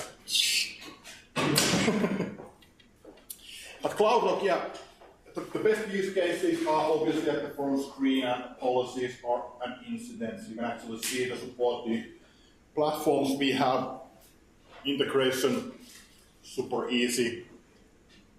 And one cool use case is that once again, I don't know what's the saying actually in English, but we do what we are telling customers to do, but there's better saying. There's integration between Spark, that is our collaborational platform, cloud, and CloudLog. So how can we make sure that if we have a collaboration platform that is pre-meeting, meeting, post-meeting, you can dump everything you want there, recordings and files and PowerPoints and so on, and video. How do we make sure that stays compliant? Well, don't try to build these features to the Spark, put the CloudLog on top of that. So if you're looking at the Spark today, any of you, by the way, using Spark? Raise your hand, yeah. You can see compliance bot there following you. So if you're doing things there, there's a bot following you. So it's looking at things that you're doing. Pretty spooky in a sense. And you can do all that stuff. So that's a very good use case. Cisco using its own tool to secure another architecture that we have. But the rest of the stuff is pretty boring. You have your view towards your policies. You create those in a very, very classical way. Add a policy. Either build your own or use a predefined template. Of course, the social security numbers and that sort of things are pretty much the thing. It has a kind of a different type of sets here, like the PII, personally identifiable information policy, and so on. Proximity means that how is this information handled? So if if I can't pinpoint a confidential document, I would probably pinpoint a couple of other compensating controls around it, which means that this file shouldn't be handled in a way that it's opened randomly all over the globe. It should be like here, people should be using it here, and so on. Of course, you can feed this information through APIs to your Symposium or whatever ticketing system. That's the way we do it internally also. And we're using this, we have the box is the way we share files with our partners and customers. So this is obviously hooked to that one. There's an interesting use case around the box and Dropbox at Cisco. So that's the beauty of having the network doing what it's supposed to be doing around security. So obviously we have developers all over the place, and people want to use Dropbox. And the box is the official tool we have. We can't really deny the Dropbox because it will piss off the developers and so on. So we kind of need to live with the fact that people are using tools that are not allowed. So how do we steer this to the right direction? So magically enough, everything is massively fast with Box in our environment. But if you use Dropbox, it's so freaking slow. So it works, but it's slow. So we are steering people towards the right tools. So now if I'm picking up the phone and calling the help desk, my Dropbox is so freaking slow. Yeah, but it's not allowed in our network. Have you read the policy that you signed? No.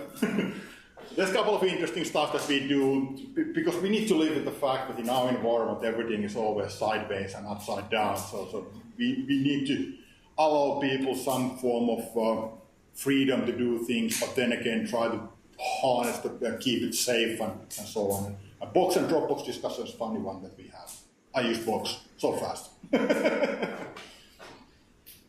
you already got the video or is it still coming? You got something. Anything you want to see at the cloud log? So simple concept, you have your Microsoft, Google, Salesforce, you can actually see the ones that we are reporting at the dashboard and so on, that here. ServiceNow, Slack. So if you are into the cloud infrastructure, CloudLock is the tool for you, obviously, to do that. Haven't heard much of a competition around that because the classical way to do this is obviously proxy. Proxy is kind of opening up the traffic and you look things that way. But now, chance to open up the traffic is slowly going away. We can't do that in the future, so why not move to cloud native things?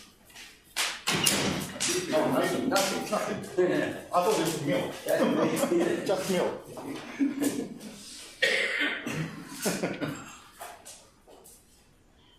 And so on.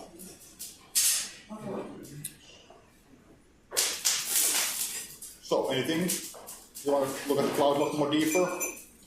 CloudLock Umbrella both have trials. So just go and sign up and do the trial by yourself if not. Or ask your partner to do that. So both ways. Cloud services, easy to deploy, easy to get rid of if it's not something that you don't want.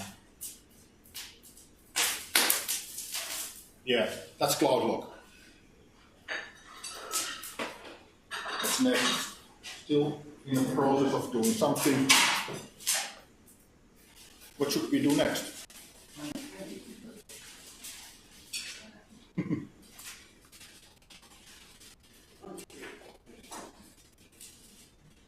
Everybody's desperately looking at food, but it's not here,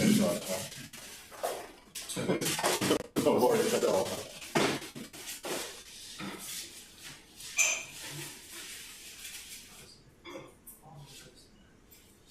AMP demos, AMP continue with AMP or? Yeah.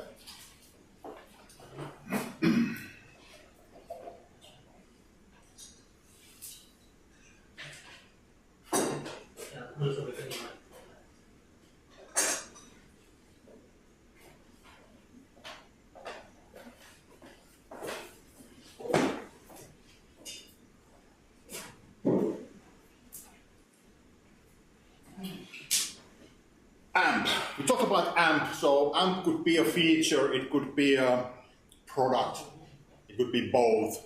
So in most cases, the AMP is feature in our products. But in this case, this is the AMP for the endpoint. It is a product also. By default, it's a cloud. Massively easy to test, deploy, and so on, but you can have it as a hybrid cloud or private cloud. Of course, in some places, the private cloud is the way to go. In a commercial space, everybody wants to have a cloud, so they don't want to build up a server or anything like that. So what I'm looking at here is the cloud console of the AMP for the endpoint.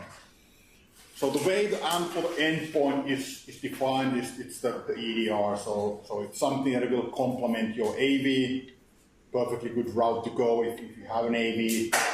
If you want to get rid of the AV and use just AMP, that's the way we do it internally. So I have the AMP agent there doing its work, and I don't have any AV on underneath that. The main differences are towards the AV, that AV is obviously focusing on taking the bad stuff away. Usually there are a couple of complementing technologies like behavior analysis of the file before it starts and looking at the signatures. A lot of new players in the AV field which are using a mathematical model of defining what's good and bad. But the fundamental difference with AMP is that that's just a small portion of the story. The bigger story is to do threat hunting, build your own IOCs, use it as a SOC tool, segment once again your workstations and look at the threat posture and fetch files to throw them in a sandbox. It fundamentally works from the infrastructure point of view exactly the same way than an AV, that you have to have an agent. In our case, it's very small because we are not kind of focusing on a classical AV use case and any of the side technologies like a backup or whatever could be there, device controllation and that sort of things. It's just a retrospective metadata view and a couple of behavior engines on top of that. So it will make it very small footprint client. As I said before, you can use it with your AV, you can use it without the AV. I see 50, 60 to my customer base. Those ones that have invested properly their AV technologies, they use it with the AV. Those ones that don't really have any of the uses for the AV and be there to do something what it's supposed to be doing. Hopefully, they just use AMP to complement that. So what do you actually get? So obviously, there's tons of things here that you don't usually get with your AV. We can look at those deeply. And of course, the most interesting things are the file analysis part. So this is once again a good example how things are connected at the back end. So we are using the AMP here to actually control the threat grid, that is the cloud sandbox here. Or if you have a private cloud installation, you can have the threat grid sandbox in-house and also this management in-house. And the third option is that you basically get this as a byproduct of your next-gen firewall. So your endpoints and firewall are correlated data. So there are different type of use cases around it from the technology point of view. One that I personally found very interesting is the threat root cause. So especially I have a background in the host IPS world where we confine processes and looking at the things what the processes can do in the memory space. This is a very good map for me to build my IOCs, indicators of compromise.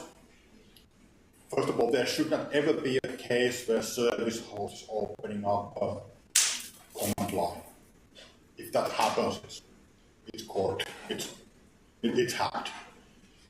And also, if I'm looking at the processes here that are getting compromised, that are the root cause, in the context of what the malware is using, this is a very good guide for me how to harden the system.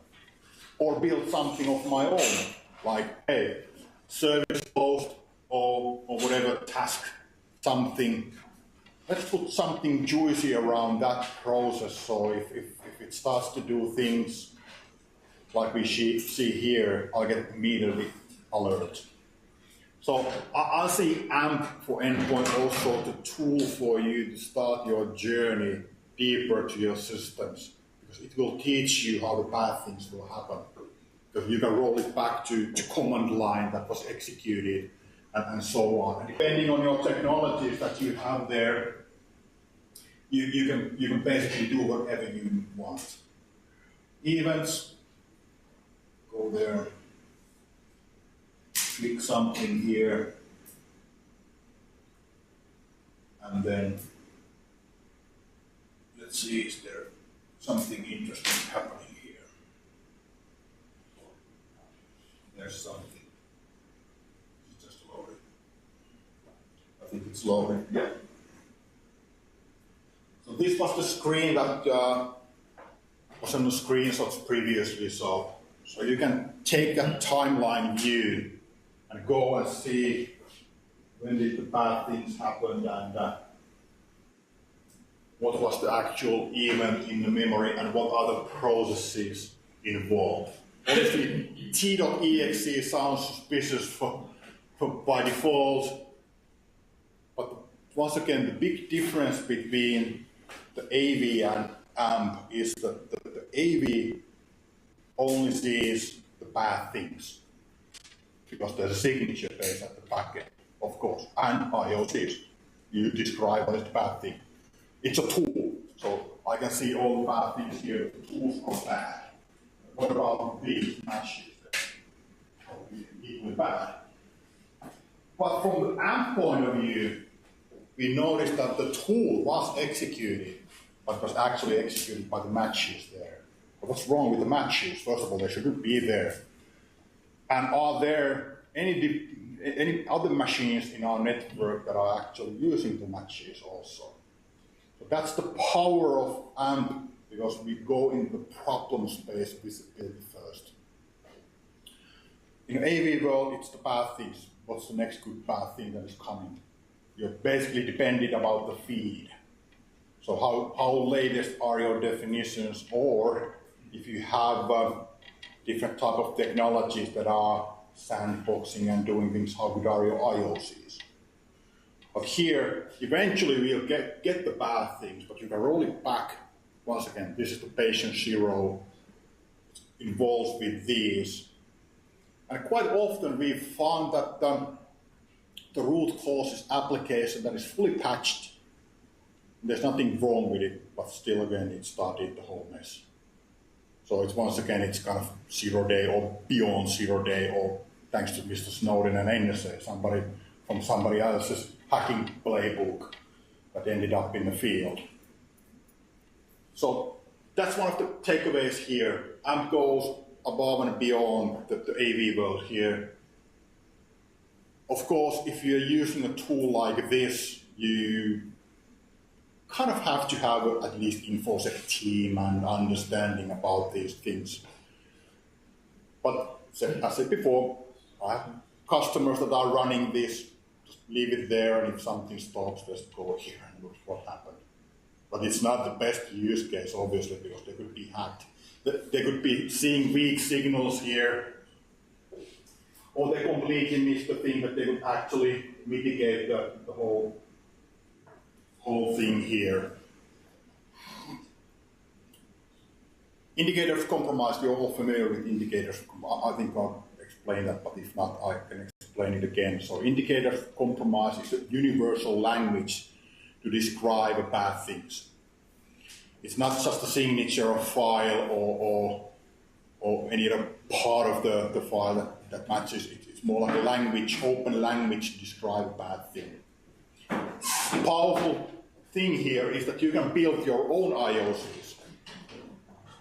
I said before, you probably need a handful of IOCs to cover about 95% of the bad cases. Like service host opening up a command prompt, and a couple of command line catchers and that sort of things. Task, host, something like that, inserting something to the memory and so on. And then that's it. That's about it. That's the way things get infected. Something goes in a registry or any other startup scripts of Macs and so on, and you're good. If any of those trigger, you know that there's something wrong, because this behavior is something that never ever happened with the proper application. And if it does, call up the vendor because they did something wrong. or it's supply chain hack. Remember the CC cleaner?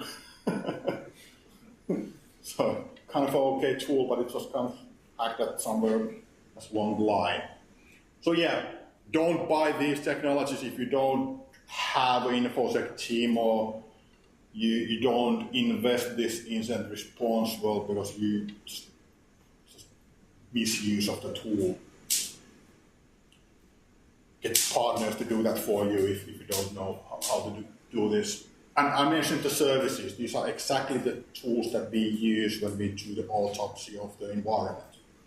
Get the umbrella in place, see what's going out there, get the AMP in place to the network, and get the endpoint component in. Slam it out there. That's it. You can mitigate the problem that you have.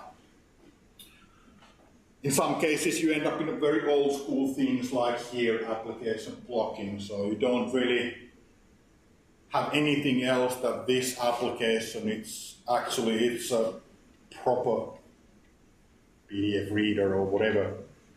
But then again, it has an encrypted channel connection going back to China. So let's kill that first and then try to analyze what happened to the executable and so on. So you can do these things here. Platforms that we support: Windows, Mac, Linux, the usual suspects, the ones that are from the Linux world. Support the distros, Android, you see that over there, and also the Apple iOS. So very wide coverage around the agent. No Debian. God damn it. I've been screaming that to the developers. Get the Debian out there, that's my favorite. So get the Debian in there. I want it in my Debian system. So. What else? And of course, you can download a connector here and use the classical ways to deploy the agent. You can build your groups and so on here. One thing that is not here is the iOS. So the way the iOS works is that you need to enroll your iPhone to the supervised mode. You have to have a subscription for MDM from us, for a managed device, and also for the AMP. And the third one, because the clarity, as we call it, and a security connector. I'll tell the story in a second why it's security connector, not AMP.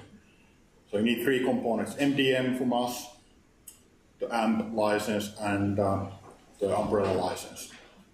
The reason why the iPhone component is not called AMP is political.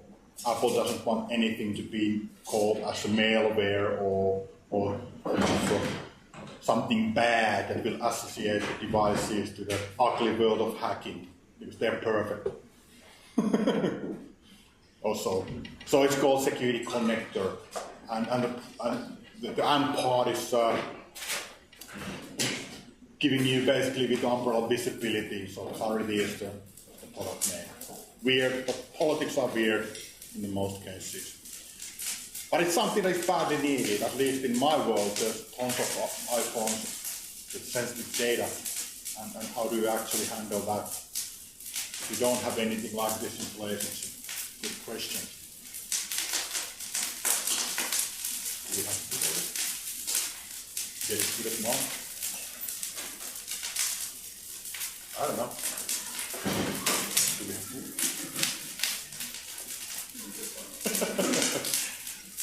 Okay, I'll leave the AMP there, do the break here. If there's a full drilling, and we'll continue with AMP and so on, and if you have specific use cases, we can do that also. I can also show how to get your hands around the eval copy of this if you're interested to do that. Okay?